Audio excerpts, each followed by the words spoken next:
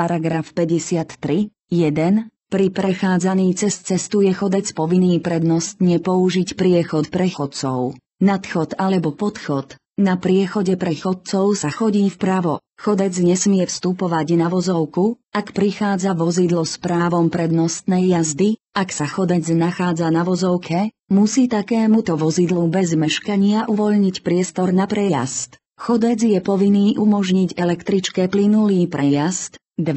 Chodci, ktorí prechádzajú cez priechod pre chodcov, musia brať ohľad na vodičov prichádzajúcich vozidiel najmä tým, že neprechádzajú jednotlivo, ale v skupinách.